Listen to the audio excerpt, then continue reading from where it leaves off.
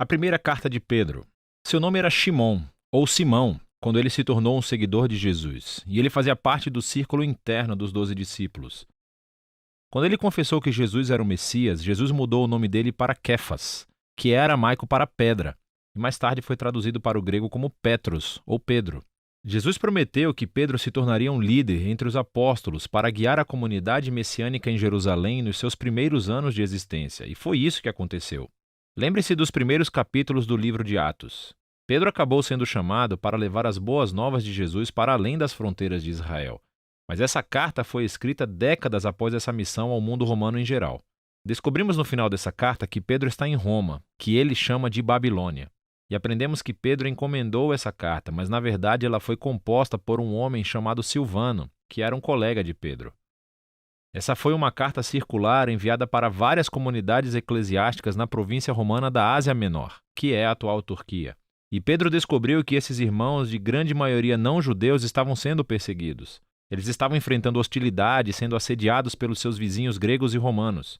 E assim, Pedro escreveu para encorajá-los no meio do seu sofrimento, e isso ajuda a explicar o estilo dessa carta e os seus temas principais. A carta começa com uma saudação e se transforma em uma canção poética de louvor a Deus, o que introduz os temas principais explorados na parte principal da carta, em que ele primeiro afirma a nova identidade da família desses cristãos que estão sendo perseguidos, o que os ajudará a ver o seu sofrimento como uma maneira de dar testemunho sobre Jesus, e isso ajuda-os a concentrar esperanças futuras no retorno de Jesus.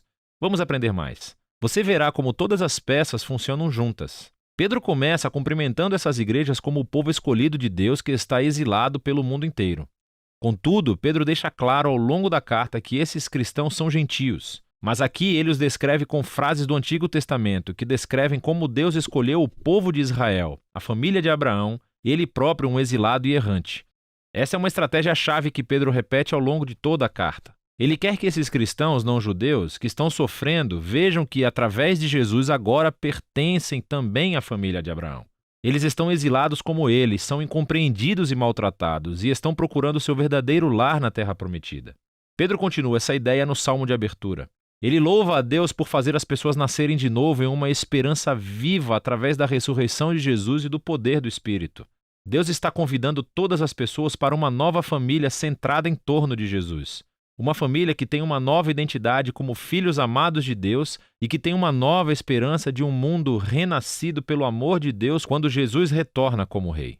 E, para as pessoas que têm essa esperança, o sofrimento e a perseguição são, na verdade, um presente estranho, porque queima esperanças falsas e distrações como um fogo purificador e nos lembra do nosso verdadeiro lar e esperança. E assim, paradoxalmente, as dificuldades da vida realmente aprofundam nossa fé, tornando-na mais genuína. A partir daqui, Pedro vai passar para o corpo da carta, mas vai explorar todas essas ideias com mais profundidade. Ele primeiro desenvolve o tema sobre a nova identidade familiar do povo de Deus. Ele pega imagens ainda mais memoráveis do Antigo Testamento sobre a família de Israel e aplica-as a esses cristãos gentios. Assim como os israelitas deixaram o Egito, eles também devem estar prontos para a viagem, de sandálias nos pés e vara na mão, e deixar seu antigo modo de vida a caminho de um futuro novo.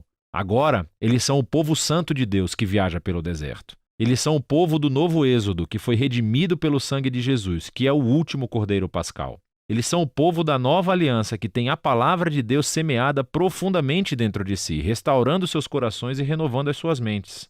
Eles são o novo templo construído sobre a fundação do próprio Jesus. E eles são o novo reino de sacerdotes que estão servindo a Deus como seus representantes para as nações. Agora, aplicando todas essas imagens incríveis a esses cristãos gentios perseguidos, Pedro está colocando seu sofrimento dentro de uma nova história e isso leva à próxima sessão. Sua perseguição pode realmente ajudar a esclarecer sua missão no mundo, para dar testemunho da misericórdia de Deus entre as nações.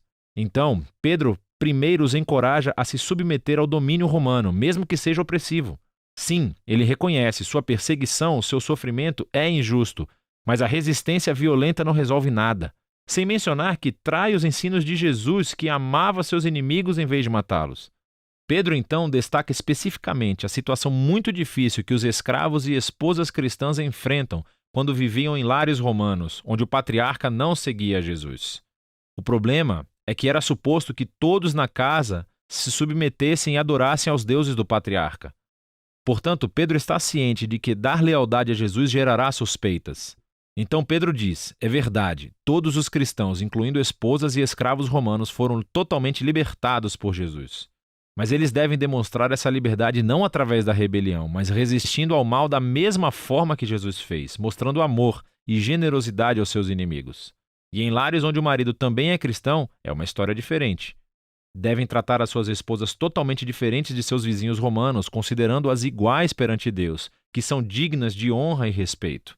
Pedro tem esperança de que essa imitação do amor de Jesus e do reino invertido dê poder às suas palavras, ao testemunharem a misericórdia de Deus e mostrarem às pessoas a verdade maravilhosa sobre o caminho de Jesus. Mas Pedro também é realista. Ele sabe que os cristãos continuarão sendo perseguidos, e assim ele os lembra da reivindicação futura. Ele lembra-os de como o próprio Jesus foi perseguido injustamente e assassinado por poderes humanos corruptos, mas na realidade ele estava morrendo pelos pecados dos seus inimigos. E depois disso ele foi reivindicado e recebeu a ressurreição pelo Espírito. E agora Jesus é exaltado como rei sobre todos os poderes humanos e espirituais. Então, Pedro mostra como o batismo aponta para as reivindicações dos seguidores de Jesus. Assim como Noé, eles foram salvos através das águas, não como um ritual mágico, mas como um símbolo sagrado que mostra a sua mudança de coração, o seu desejo de se unir a Jesus em sua morte e ressurreição. E agora, mesmo se eles forem assassinados por seguir a Jesus, a sua esperança está na reivindicação futura e em uma exultação ao lado do seu rei, o que leva Pedro para o momento final. Ele lembra as palavras de Jesus, que seus discípulos deveriam considerar uma honra e alegria serem perseguidos como ele foi. Pedro então pede aos líderes da igreja que cuidem desses cristãos sofredores e mostrem o mesmo tipo de liderança servil que Jesus mostrou aos seus seguidores. E finalmente, Pedro lembra esses cristãos sobre o verdadeiro inimigo que eles estão enfrentando. Essa hostilidade não é simplesmente cultural ou política. Existem forças obscuras do mal espiritual no comando, que inspiram o ódio e a violência. E eles devem resistir a esse mal permanecendo fiéis a Jesus e aos seus ensinamentos, e antecipando o seu retorno e vitória final sobre esse mal. Pedro conclui com uma oração pela força divina e envia uma saudação à igreja em Roma, que ele chama de Babilônia. Isso é bem legal. Pedro está adotando aqui a tradição dos profetas do Antigo Testamento, para quem o nome Babilônia tornou-se o arquétipo para toda e qualquer nação corrupta. E assim Roma tornou-se a nova Babilônia, e o seu império é onde o povo de Deus está agora exilado de seu verdadeiro lar, na criação renovada. A primeira carta de Pedro é um poderoso lembrete da esperança cristã no meio do sofrimento. Desde o início da sua criação, o povo de Deus tem sido uma minoria mal entendida, e eles devem esperar enfrentar hostilidade porque escolheram viver sob o governo de um rei diferente, Jesus.